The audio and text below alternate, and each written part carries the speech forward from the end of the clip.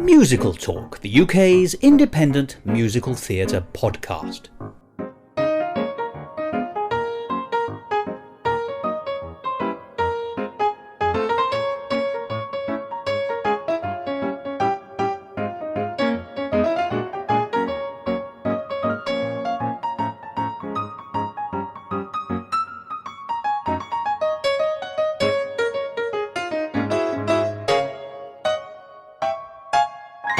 Hello and welcome to another edition of Musical Talk. I'm Thos Ribbits, and I've been pondering what would happen if there was a mash-up between a well-known feature film and a well-known piece of musical theatre.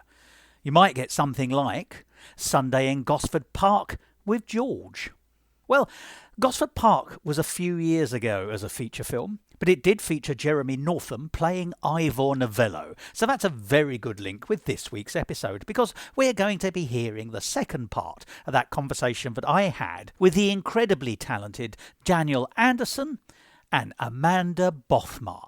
Amanda is the writer and the director of Mad About the Boys, a musical cabaret about Ivor Novello, Cole Porter and Noel Coward, and Daniel Anderson is the man who's on the stage, singing the songs, telling the stories, and very much grabbing the audience's attention from the very beginning. A real stage presence.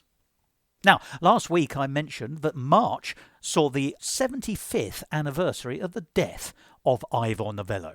And so this week's episode and last week's episode is in some way a tribute to that masterful songwriter of the 20th century. And last week we concentrated a fair bit on the life and legacy, and of course songs, of Ivor Novello. A man who wrote incredibly lavish musical theatre and, really, let's face it, operetta in the first half of the 20th century, and is responsible for one of the enduring songs, Keep the Home Fires Burning. But let us not forget the not inconsiderable contributions to 20th century culture offered up by Noel Coward and Cole Porter. Noel Coward was an enormous talent. He could write plays as well as songs. He was a witty man, a raconteur, an anecdotalist. He wrote short stories. He wrote film scripts. He also appeared in a small number of really excellent British films, concluding with The Italian Job, a real man for all seasons when it comes to the theatre. But in many ways, it's his songs and his performance of his own songs, a great masterful cabaret performance in many ways, that marks Noel Coward out from Cole Porter and Ivor Novello. He was as much a performer as he was a creator. Now, Ivor Novello did appear on stage and in film, but he wasn't really a singer. Noel Coward, who, I think it has to be said, didn't have what you might call a terrific singing voice, was able to make that voice count with performance.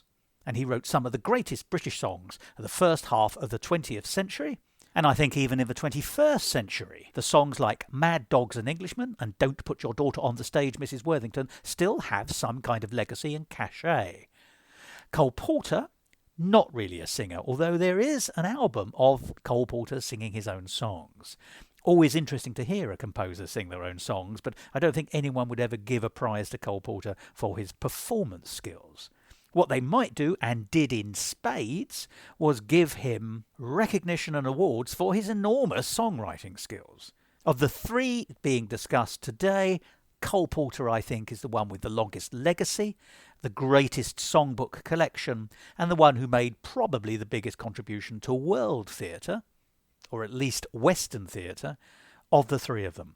But all three were friends, rivals, contemporaries. All three were gay men, and all three travelled back and forth between Britain and America and lived the milieu of the 1930s through the prism of show business, which is to say extremely glamorously.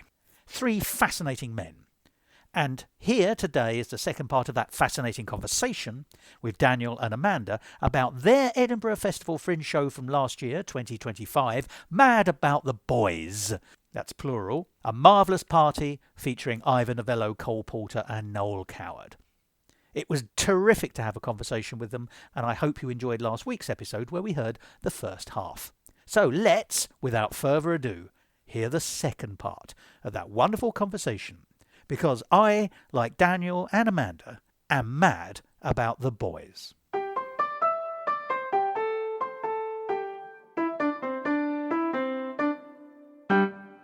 Musical Talk, the UK's independent musical theatre podcast.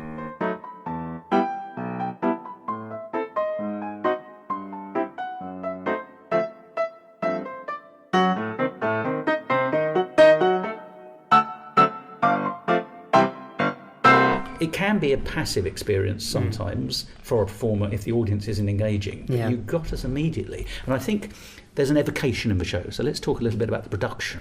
Now, I said at the beginning, and I think I said this to you also after the performance, I don't know, I'm sure you did this deliberately, but there's a tonality in your microphone and amplification which really, it's almost like a celestial platform has come from the 20s, travelled to Edinburgh in 2025, 100 years. And there's just a kind of sort of pull-back sound. Yes. I don't know how to, it sort of resonates into the background as you speak, but that also fills a room. And it fills a room, I haven't got the terminology because I'm not an engineer, but there was a kind of, obviously all done electronically, but it gives it an analogue sense of being in a hall, but or maybe in a, not a tunnel, but there's some conduit back to where it comes from. It's very evocative. Well, the lighting sort of really amplifies that too, if I may say. Thank you. I mean, the whole thing with festivals is that you are given very limited resources. You do what you can in the circumstances. And I mean, the space is lovely, and the space we're in, the annex at Symposium Hall, is lovely, but it is very limited. It's small. It works for our format, but what you can do is, what we always say is go back to the basics of it, right? So in terms of the lighting, what we have literally 3 isolations on the stage, one of which is dedicated to the piano the whole time. Yeah. And for practical purposes too. Yes. So we are playing between 2 isolations and a general state the whole time. And that's what we have. Yes. And yet there's a lovely red light. I think it's in La for Sale, where there's a red light in the background. Yes, and just very simple things can make really generate. And the stage is 3 meters deep, so it's not very deep at all. So there's not much way, there's nowhere to go. Yeah, so how you create that depth is with those backlights. And so we played around with that, and of course the key for us as a company was we purchased a while ago a really, really good quality microphone, so that you can make it do whatever you want it to do. So it's a versatile microphone. Yes. So it gives you as a base excellent quality sound, clear sound, a sound that doesn't clip or distort no matter how loud you sing into it. And then once you know that is your basis, you can put all the EQ on top of it to do with whatever, But you've got to think of doing it. Yes, because a lot of people wouldn't do so. But I'm really pleased that you've put that thought into sound quality, because in a way, what is a show without sound quality? Of course. But you see, if you do the mini musicals as we do, you have so little that you can do with it. So you've got to do everything that you've got to maximise. Yeah. If you've got one performer on stage, you've got very little set. I mean, I don't think we've mentioned this before, but boys started in my garden during so we had to do outdoor COVID. performances. Oh, of course, yes, because of the isolation restrictions. Yes, of course. So it was 30 people. 30 people in my garden. And what a lovely big garden you have. We live in South Africa. Forgive me, I do live in London. And our gardens are really much smaller. And I'll never forget that first performance. It's actually beautiful. Yeah. We started the series called The Secret Gardens, and we did Mad About the Boys, and Amanda has got a catalogue of 10 of these cabarets that she's written. And mine are just 3 of those. But actually, no, it's now 12. Oh, it's 12. Yes, that's right. Yeah. So I always I'm looking for the button on her that you just press and a cabaret comes up. But it's nice to have a repertory in that sense, isn't it? Yes. Yes, it is. But I've got many people that we work with, and a cabaret is so beautiful because I can actually focus on that specific person's strengths. Yeah. So we were doing boys, and it was very. Amanda's house is also lovely and decadent and opulent and very 20s. Yes, very much so. So we just pulled out the set from all over, which is the set we still tour with in South Africa. But anyway, I was singing Every Time We Say Goodbye, which is the last number, and as the song begun, a comet of I don't know if it was a comet or a shooting star of epic proportions. Really? Blazed across the sky. The gods were speaking to you. It was really phenomenal. Yeah, It's of course, right. completely upstaged me, but it's But if you're looking for spectacle, you've done it. So and if I may say, on a budget. yeah, exactly. We just had Didn't cost us a penny. Yeah, did it? And it was just blazed across as I sang, and it was so from then we've toured this piece and we've written new pieces and we're touring them all the time, and because they're so portable and they're portable, they fit into suitcases. We are able to bring them to places like Edinburgh, which you can make them global. Yeah. And that's marvellous. Yeah. So our other production, Vincent, we've just done a week of that last week, and we really enjoyed our time here in Edinburgh. And we have about 10 tickets left. No, I think it's 3. Oh, well done. Yes. To sell in London. We've got one show in the Phoenix Arts Club, which is in Soho, this Sunday. Right, so you're leaving Edinburgh this week? Yes. Oh, yeah. crikey. Yeah, getting on a train and going straight to London to do one Vincent. After the show on Saturday. Yeah. But it's another thing to put on the CV as well, isn't it? Having played London. Yeah. Yes.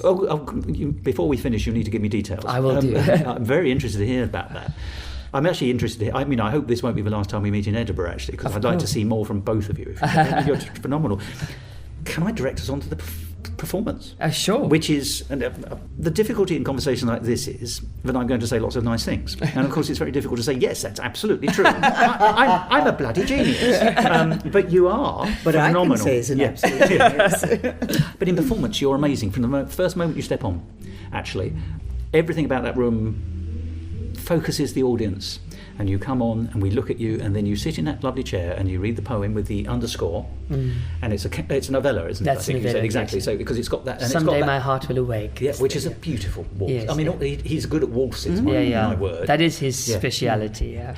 And then from there you start singing, and from memory, and you'll have to tell me I'm wrong, but you set the context up, and then I think the first song proper is Marvellous Party. Yes. Now you do something very different with Marvellous Party. Now, I love Noel Coward, the master, as he's still known to many of us, and I do think he's one of the greatest British songwriters of the 20th century. But he's also so good a performer that his songs are often thought of as being sung by Noel Coward. Yeah. And so there's this, I'm doing the impression now. I went to a Marvellous Party. It's clippity clippity clop. I've often described him as a singing typewriter. Yes, it's got that kind of Yeah. very precise. And that's a wonderful way of singing those songs, but it's not the only way of singing those songs. And you do that song very differently. Now and tell me I'm wrong here, but I would argue that this is a terrible term, but you sing all the other songs, speech marks, authentically. Yes. I don't mean in the style of Noel Coward. What I mean is in performance. Yes. And true to the time period. Yes, and to the melody and the lyrics. I think there's a little bit more leeway with the way you're delivering I Went to a Marvellous Party, which works against the melody, but very successfully. And I don't mean that's not a pejorative comment or a judgment. Yes. I hadn't heard it sung like that before, and it has escaped its bounds because it's not Coward, and it's not being done as a copy of Coward or another cabaret singer who's pretending to be. I've heard Patricia Routledge sing it, but she sings it very differently and yet very clearly in the family of Coward. But you do it totally differently. You've reimagined that song completely. It's fabulous, but thank you. How did that come to be? We do it a lot. That is so. That's a core thing. If you come to see, so this is probably the show that has the most true to the style and time because we're singing songs by the people that we're talking about. But Vincent, for instance, is a cabaret of 14 songs that we take Queen. It's a jukebox, is it? In a way, it's been called, So it reads very much as a play actually because of its but it's all been reimagined. The rule is we don't change the lyrics, but we can change the music, the phrasing. So with Marvellous Party, so that's a reinterpretation, isn't it? The tune, but we do reinterpret. Yes. So I mean, no one would say that. It's not a Benjamin Britten version. Of course, of an old Coward song. But the important thing, but it's freer and easier. Yes, I think the important thing for for us was to set the scene of the 20s. So you start with that bum ba da bum ba da bum ba, and of course we've got Paul Ferreira on the piano, who's terrific, excellent. Yeah. So for his real task is to take 88 keys and trying to make it sound like a jazz band, and he does so very successfully. So it's all those stabby chords, and so you could imagine that kind of song being played at one of those parties. And so for us to create the juxtaposition between the poem and with romantic underscoring to this. Okay, but let's distract ourselves now into the Marvellous Party. And so it's actually, we took inspiration from a lady called Beverly Knight, who does I've heard the name. A postmodern jukeboxy version of... That's a very useful handle. Yeah. Yes, Mm-hmm. So we spend a lot of our time on postmodern jukebox, and we go, yes, how can we take that now and extend it, or, So that's where we went for that, to try and make it, try and invite the people into, this is where we are, set the scene, space and place, and then after that, of course, introduce our three boys. But do you know what's interesting about it to me? Because obviously I know the original so well, and so many of the interpretations. So, the melody is what I was expecting. And I was taken on a slightly different journey. But actually, this is going to sound so pretentious, but it's a touch of Brechtian dissonance. Yeah. So actually, I was sort of taken out of it so I could re-engage with it. Yeah. And I suspect there's a lot of people in the audience who would have been in the same boat who go, I know this song, but it doesn't sound like this, or it doesn't normally sound like this. But I can hear all the words, and it's all making sense, and it does fit what's going on. So actually, I think that's quite a clever play at the beginning as well. It also tells us it's not just a recital.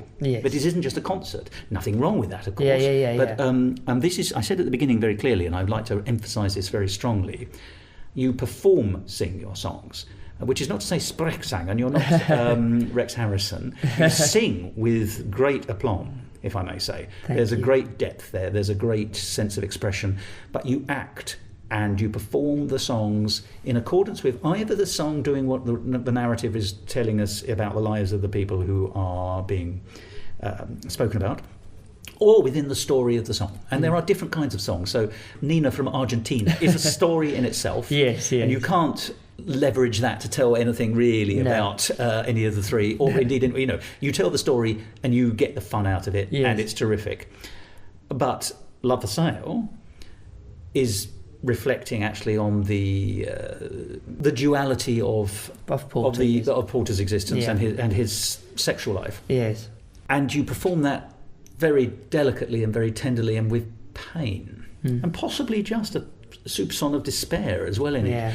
And once again, you're supported very well by your accompanist, whose name again, please, is? Paul Ferreira. Worth remembering that. Yes. And that's very beautiful between the two of you. That sets a scene and a stage. And actually, you can hear, I think, the audience, or feel the audience maybe, joining you. Yeah. There's a real sense of understanding as well. It's so you're getting that across with your acting chops as well as your singing chops, of which you have plenty in both cases. Oh, thank you. But I do think that performance is really important, because we've all been to shows which are about X or about Y, and someone will tell the life story and then sing the song or the songs, and they sing the songs perfectly well, but it's a concert with narrative. Yes. This is not a concert with narrative. This is I would call it a play with songs, or a musical in its own right, but it's certainly an acted piece throughout. So it's not just a recital. That's what I'm trying to make the plain here. And because of that, it's a much richer brew. It's a much more emotionally rewarding experience for us as audience members. Wow, thank you. I would argue. And actually, I think you're able to sustain that over the hour and 10 minutes of this Edinburgh slot. Thank you. I think again, Amanda's done this for years and years. And as a young actor, growing up working on those pieces, it's a certain feeling that you feel that just makes it right. I think it's basically he knows no better than to do it this way. Yeah.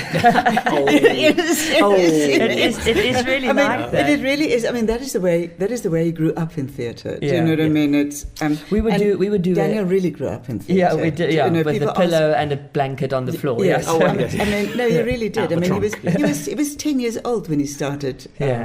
Taking a lead part in musical theatre. Well, I can believe it, actually. So he had to come with his pillow and his blankie because he had to sleep at times, and then we'll wake him and say, "Come on, now you're on stage. Yeah, it's your it's your turn." And so Amanda would do a production once a year in East London where we would have a theme. It was actually a Valentine's cabaret. Oh, right, how interesting. Yes, but it was a group of us where we would have a theme, like postcards from Paris or Moulin Rouge or whatever, and then she would write a loose script and we would choose songs that fit the narrative. So that's what I grew up knowing as cabaret. But actually, it is the essence of cabaret. Cabaret, we have a very weird, different idea of cabaret now. I mean, we do Vincent the Cabaret. People expect Vincent to come out in fishnet stockings, but it's not necessarily the case. No. And so I just think that when you are dealing, as I'm always dealing with, exceptional, brilliant people, figures in our history, when you're dealing with them, they have a story to tell all the time, and those stories resonate with people that are sitting in front of them, and so it makes an audience member feel like they are a celebrity or a person of prominent historical or cultural value, because they feel the same things that those people feel and they experience the same experiences. It is making those connections, that engagement, and it's about the humanity and the empathy. And if you as a performer are able to make that connection with us, the audience, then you have succeeded. And there are different ways of doing that, but I do think you're the 360 degree. I think that worked in every angle. Performance. Oh, thank you. Your singing voice is also very lovely, but I do love the fact that the performance involves the feeling of the song, the performance of the song, the acting of the song, the transmission of the song, perhaps, into the audience. I think what with the audience. I think what Daniel does so well is he makes those characters actually come alive on stage, and they live throughout the songs. I mean, it's not. I think what makes Daniel's performance, for me, makes it great is it's not talk, switch off, sing me. Yes. Yeah. It is, everything is integrated into his performance and into his characterization of that. Like, for instance, Love for Sale. You can hear the pull and push in Porter in Love for Sale, the way that Daniel performs it. And that is what I think what makes him a great performer and a wonderful performer to work with as well. Yeah. It's really interesting, isn't it? Because getting back to that song again, you're probably aware, I think it was written for an amazing performer called Elizabeth Welsh. Oh, yes. Who was a great black singer. Yeah. And, of course, for an American musical. Mm. And so to give that song, which probably couldn't have been given to a white performer at that time, to a black performer, gives you license to do it on stage, but it also amplifies the social status of the character being portrayed there in lots of different ways. And of course that's also again a code for the homosexuality element of in this case Cole Porter. When it comes to performance, you also mentioned the Every Time We Say Goodbye at the end, which of course is, by this time we're coming to the end of the piece. And there's dying one by one. And you've got that, that's the reality of all life, of course, but that song, I think, is a perfect ending. Are you aware that it was always much more of a hit in the United Kingdom than it ever was in America? No. It was considered a flop, that song in America. Wow. But for some reason, the British audiences adored it, and that's how it stayed in the Porter canon as a repeatable song. Wow. Because it's been recorded and sung. I know Ella Fitzgerald has done a version, obviously, but it's always been a big hit in the United Kingdom, and it was covered by Annie Lennox, I think, in the 1980s as a pop hit. Yes. So there's a particular that is a particularly resonant song for the British, and for some reason. Wow. I think it's something to do with the Second World War, to be honest. I think and the collective memory of people going away, the war problem. But your performance of that, once again, is pinpoint in its emotional accuracy, I think would be the best way of putting it. I think you get that across exactly pitched correctly. It's the great lamenting of the parting of a performer and an audience. Yes. Oh well, of course, it's got that meaning too. Yes, that at the end of every show, I have to say goodbye to these people who have made me feel so complete for the duration of my time with them, and they have come with me on a journey through years and years and through history, and now I just have to say goodbye and never see them again. And I think that... Unless I do an interview with you afterwards. Oh, yeah, of course, that's wonderful. But of course, and I think that for our boys, it also takes on that meaning that the audience was their constant and their lifeline. And so every time we say goodbye, I hope you know how much it means to me and how sad it is for me to say goodbye to you. And I hope that I might see you again, because if I don't, I will no longer be able to live. Yeah. And it sounds all very melodramatic, but that is how it was for them. That is where they felt accepted, celebrated. And so often is still the case, the theatre. Yeah, it's for all of us. That applause, that drug applause that we come to life for. Yeah. I always say, if you don't have to do this, you shouldn't. Yeah, it's true. You need the imperative to be a performer or a writer or a creative. Yeah, if there's anything else you can do, do it. Yes, it's true. Can I ask, and this is just personal preferences, but in your performance, Daniel, can you detect differences between the styles of the three writers you're working with, by which I mean the songwriters in this case? Do you have a personal preference? Do you prefer a Coward to a Novello? Do you prefer a Porter to the three of them? There's no wrong answer to this. Or do you find some songs harder to sing? Do you find it harder to find their voice? Or is that less important because you're doing a performance for the purposes of a narrative as written? I think that each of them brings something to a song, and of course, because the piece has been so well structured, it's each of them are bringing something that does exactly what we needed to do in that portion of the show, and so I think that. That allows me to compartmentalize them and go, I can celebrate Novello so for this at this point in our show.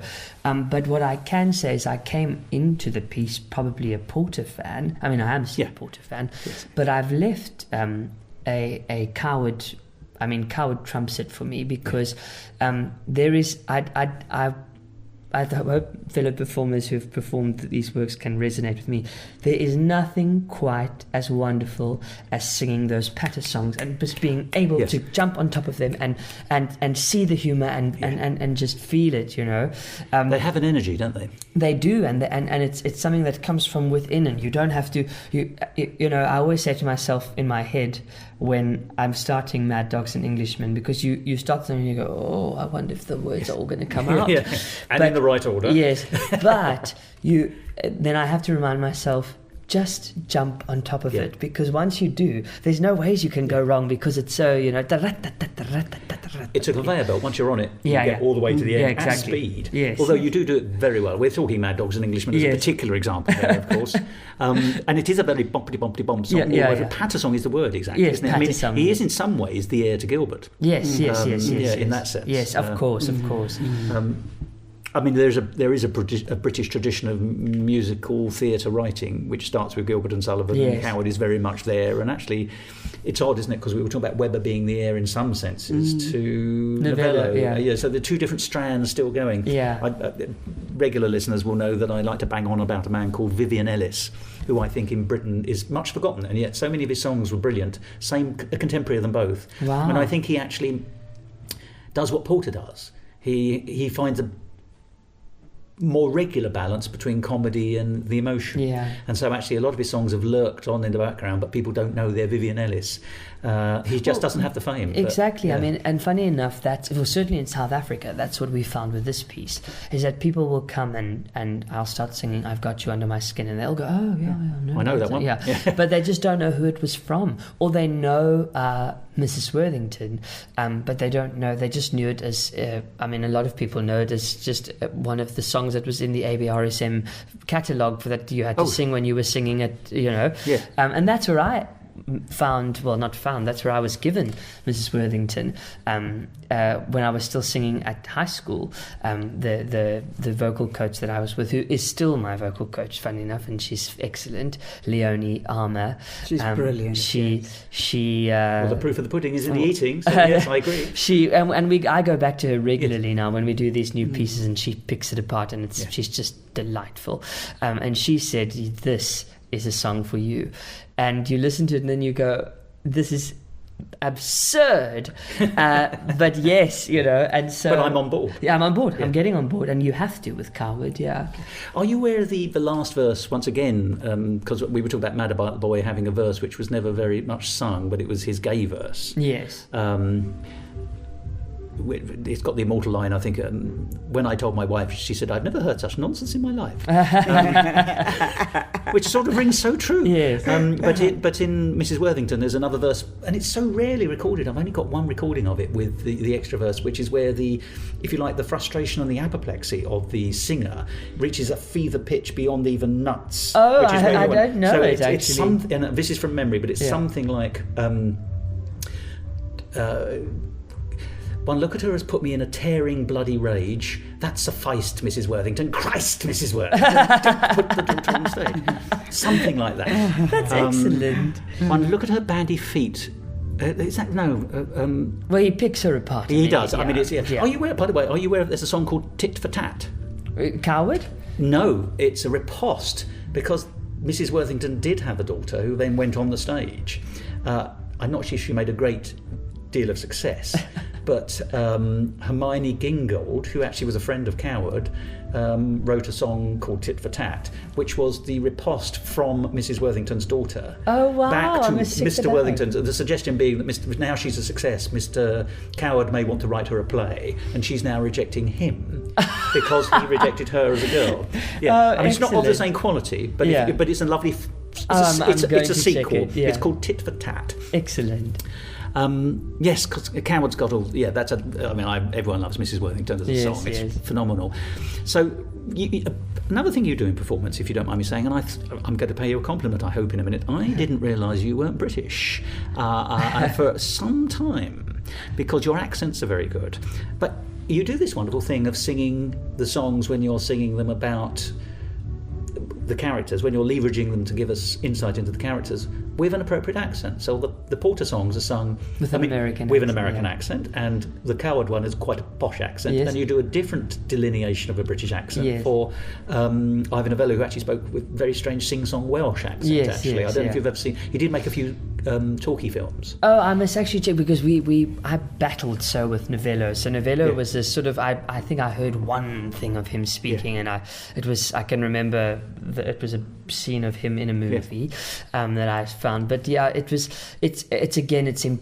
for me it's important because the structure of the piece is dealing with three different people. Of course, Porter being American, he is the giveaway. Yeah. But I actually thought you were American. Oh, so when you started speaking with your South African accent afterwards in real life, I was genuinely surprised but very impressed. Oh, thank you. I spotted you weren't British, but only after a while, and then I thought, probably American, because the American accent was so tip top to my British ear, at least. Sorry, do carry on, please. No, so I just found that you have to break them up and be very distinct, because the point of the play is that they were three contemporaries moving in similar circles, doing similar things, and that is the point of it, is that look at how they existed and yet had to fight their own identities and things like that, but you have to be clear about who they are. I would hate for an audience to be confused between my Coward or my Novello, because the beauty of them is in their similarity and their difference, so yeah. But, you delineate the characters beautifully, and I think your accents are terribly good. Thank you. Would you want to know what the word... There were two words, and I suddenly thought, maybe not British. Which two? There were two, and then there was one more. So the first time is when you said airplane rather than aeroplane, which is still a more traditional British term. Oh, wow. Just so you know. Forgive me, this is... No, this is perfect. We should run the whole Charlie script past. Aeroplane and Clark. It's spelled not clerk. It's not clerk is the American pronunciation. So it's the E is pronounced A for Clark. It's, if you want to know. From tomorrow we'll change. But I only mentioned it. Forgive me, it's not at all important, and I don't want you to think in any way that's a criticism. Of course. But that's when I thought, I don't think British. And up to that point, I was absolutely buying you as a British performer, and then later on, just so you know, lilac. Oh, lilac. Americans say lilac, and we say lilac. Oh, lilac. Wow. Lilac. Lilac. Yeah, but that's say not... lilac as Yeah, well. we say lilac. Oh, and there's nothing wrong with it, by the way. Everyone, Yeah. because we, not that people talk about lilacs that often on television, but there was a villain in the Batman series of 1960s called Louis the Lilac, because the Americans use that. But anyway, that's by the by. Yeah. But your accents are terribly good. Your American accent sounds terribly good. So you are. Thank we were talking earlier about having global reach. You can pass in many a country. Well, if only the visa and passport would be able to reflect that. If only they did it on accent. So, obviously, Mad About the Boys, it's a terrific show. It's a 5-star show in Edinburgh. I'm absolutely happy to say that. Phenomenally written and beautifully performed. And I'm also pleased to hear it's part of a repertory, so it can be revived at any time. Yes. But when Edinburgh is finished, what will you individually take home from Edinburgh? What will be your learning experience? Or your happiest experience? Or, in a terrible situation, your most disastrous experience, although I'm hoping it wasn't that one. Go for it, Amanda. I think the work that we've seen here as well. I mean, we've seen some wonderful work. You mean the other things to see? Yes. Oh, yeah. Yes. Well, you won't be short of options. Yes, and living in South Africa, we are on the other side of the world, and for us to see the But in fairness, so are we to you. The expansive work that we can see here is absolutely marvellous for us. It's like an education, and it's also nice for us to pit our work against the best in the world. We enjoy doing that. Well, you're part of that. I mean, your work stacks up absolutely. Wow. Comparatively, it's phenomenal. Thank you. I think for sure it's I can just echo what Amanda said. It's to take back whatever we've seen here, which has been fantastic, and even those that perhaps have shocked us in different ways, to take that and create something, to use it to create other things, and the feelings that we need to evoke. So it's an incredible learning experience, and something that I'm very, very grateful. I mean, I saw a Chinese opera. Yeah, and goodness. I cried like a baby. Yeah. Though I couldn't understand a single word. But the emotion came through. But the emotion came through. And I think that is once again something that I want to pursue in my directing. So those are the things you learn. Yes. And also, where else are you going to get a chance to do that often? Absolutely. Yeah. And with the diversity of work that you can see here. So all human life is here. Yes. For us to be able to put our work here is a great privilege, to measure it up against others, but in order to, I think the takeout is really the we would just love to be able to come for 4 weeks. Yeah. I mean, we really kill our budgets to be here for... And your energy will be sapped. Yes. But, I mean, I'm here for 12 days, and and it's marvellous, but I do go home and lie on the carpet. Yeah. Yes, it is. For about 3 There's a days. different pace of the city. Yes, Goodness, yes. yes. We like melted butter when we come home. Yes, And so my last question for the moment then is, what have the audiences taught you? Because the audiences tell you different things on different days. What have you learnt from them? I think that the audiences here have two things. Have reminded me again that people can relate to these figures that we're talking about, and it's not only with the Mad About the Boys, it's also Vincent. But the other thing that audiences that I've been surprised by or just reminded by is that people like this format of work. Yes. They like the cabaret format. They like the, and with Vincent, they like to hear songs that they know told in a different way, and it makes them feel in some way that they've had a strange insight into something that and I love that, and I encourage that, and so that's what the Edinburgh audience is, because in South Africa we've been doing this for years now, and people know us as a brand and they follow us, but to come here to a new space and they're going, I never imagined you could do a Queen song in the Vincent van Gogh context, but wow, it worked, so it's been very encouraging. Yeah, and I mean, as when we first did the Vincent Cabaret, people said, but Vincent didn't write songs. They said, no, not the point. You're quite right, but I mean... If only you did. If only you did, yes. But... all in mono, I thought, under the circumstances. And we really appreciate the Edinburgh audiences coming out to see people that they don't know. And I mean, how generous is that? Yeah. Do you know? Yeah. That is really... To take a chance on us, really, is what it is. I mean, nobody knows who we are. And they were there for us, which is absolutely marvellous, yes. Yeah. And I've got one final question on the audiences. Have you had anyone singing along to Keep the Home Fires Burning? Well, today was our first in Edinburgh. Oh, for this show, of course, yes. Yes. Not yet. So we'll keep your ears open for that. We'll see, but we do have people singing along in the closing number of Vincent is Don McLean's Vincent. So we do have, yes. and of course what we've done with that is we've broken all the phrases up, and I take a lot of space between them. So I always get Starry, Starry Night, and then I hear paint your palette, paint your palette blue and grey. So you hear them leaping. Yes, getting the timing. Yeah, so it is. But again, it's the generosity of the buy-in that they have, which is really lovely. I only mention it because I came to a choral representation of Ivor Novello work here in a church in Edinburgh about 10 years ago, and it was beautiful. But they were opera singers. That's what you need, almost. Yeah. For him, particularly. But it was a very different kind of show to this, very, very different. But it was wonderful in its way. And the last item on their agenda, they closed with Home Fires rather than more or less opening with it. And what was really interesting to me was the audience for the show is full of people like me who are interested, but I don't remember it, of course. And just certainly 10 years ago, a handful of incredibly old people who still remember Ivor from their youth. They were or their families were part of that little Ivor brigade. Yeah. And so when that song came up, and it wasn't a sing-along, it was an operatic recital, but the audience joined in too, and very strangely moving. Yeah, I can imagine. And that song's still got power. Yeah, almost more than any of his other songs. It's a solidarity in times of trouble. You know? Well, I always think it's a non-nationalistic anthem. Yeah, and that's what's you could sing that in any country. You can. It's actually about separation. Yeah. Well, it does exactly what Vera Lynn's "We'll Meet Again" does for the second. That's the perfect parallel. That really is. Yes. Dame Vera, gosh. Yes. Oh well, thank you. Now, you two are hugely talented. You've proven that to me twice today with your work and in this conversation. So it's been nothing but a joy. You've really given me several hours of enormous pleasure today. So thank you very much indeed. I wish you huge success with all your shows here in Edinburgh and globally. But how can people find out more about you? Do you have a company name? Do you have individual web pages? What are your socials, as the young people have it? I'm not one. But please, just pile them on. How can people find you? Dan is going to explain most of it. I can do one.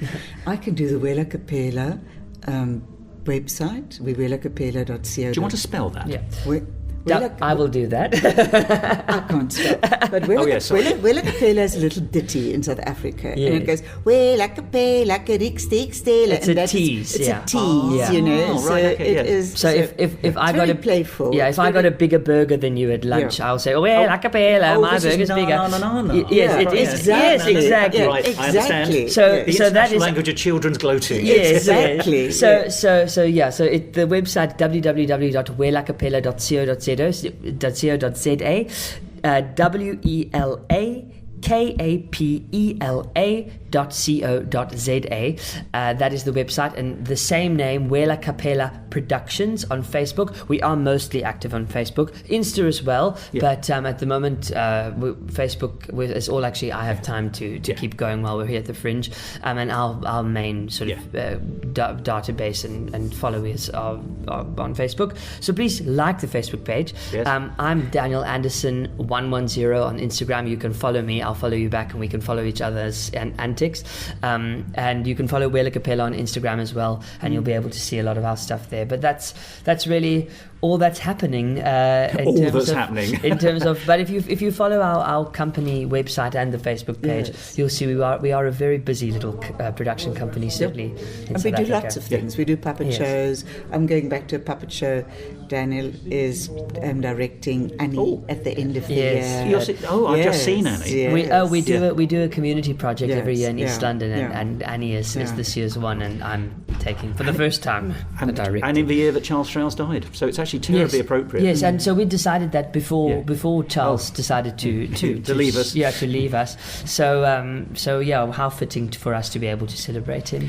The important thing, I don't need to tell you this, but the important thing with Annie, so often it's because you can Disneyfy it, you can make it sentimental, but it jolly well isn't. It's not. It's a political statement. We'd like to thank you, Herbie Hoover. It's oddly one of the most politically in-your-face songs songs of hate in a political environment in musical theatre. Yeah. And people are surprised when they see it because it doesn't often make its way into the films. No, exactly. Yeah, It doesn't. exactly. Yeah. No, So, good luck with that. You'll be fab. So I've just danced through the life of Charlie Chaplin for the whole year, who lived in that kind of space and place and had a very different connection, and he was at odds often with Hoover. So I'm moving from that political space. I'm very politically charged towards Addie. So yes. So I'm looking forward to hopefully bringing some of that through. Yeah.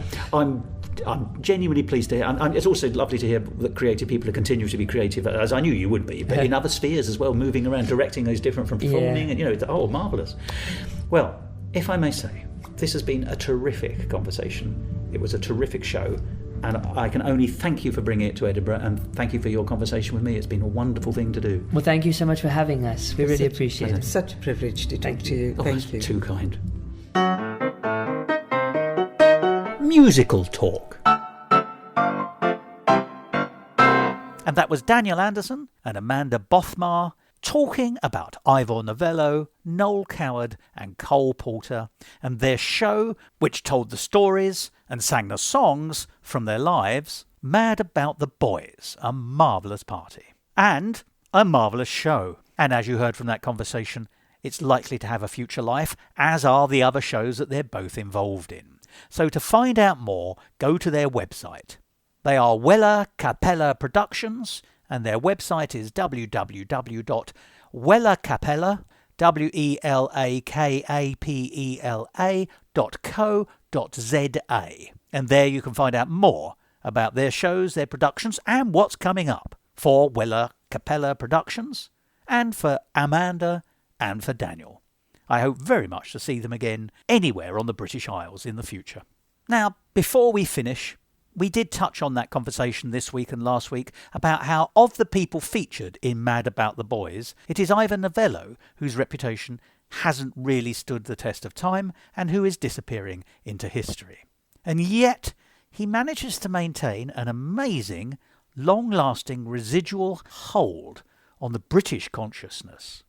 I think I mentioned last week, as part of the 75th anniversaries of the passing of Ivor Novello on the 6th of March 1951, BBC Radio 3, one of our major radio networks here in the United Kingdom, broadcast a new concert of Ivor Novello's music sung by some magnificent singers. And as part of that concert, as you might very well expect, was Keep the Home Fires Burning, the first real song written by Ivor Novello that reached any fame.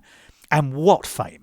It became one of the main anthems for the First World War and has never looked back. It's a song that is still sung today, and people do know the words. And the reason I'm telling you this story is because, as I've related here on Musical Talk in the past, I have seen that song sung in a church situation as part of an Ivor Novello concert at the Edinburgh Festival Fringe, where members of the audience joined in with the words. What was really interesting was that on that BBC Radio 3 concert, the person who was hosting the concert made the same surprised observation that when the soprano was singing Keep the Home Fires Burning, unexpectedly, the audience all joined in. That is 2026.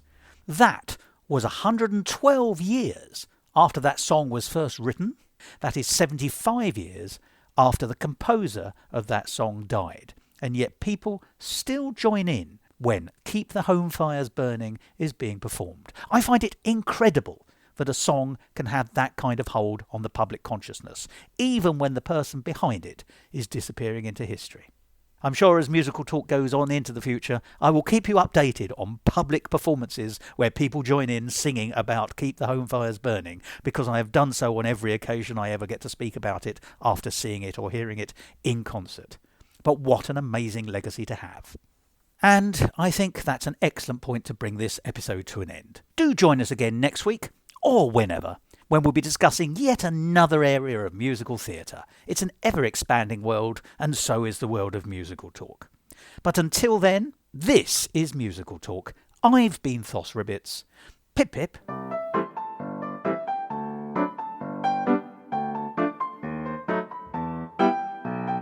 This episode of Musical Talk edited and presented by Thos Ribbits.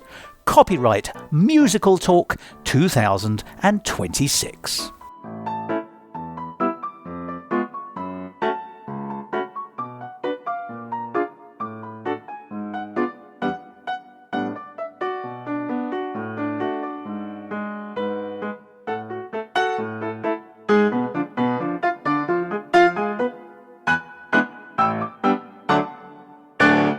To find out more about the world of Musical Talk and listen to past episodes, go along to our website www.musicaltalk.co.uk or subscribe to us on Apple Podcasts or wherever you get your favourite podcasts. And follow us on all the usual social media networks. Then you've got the...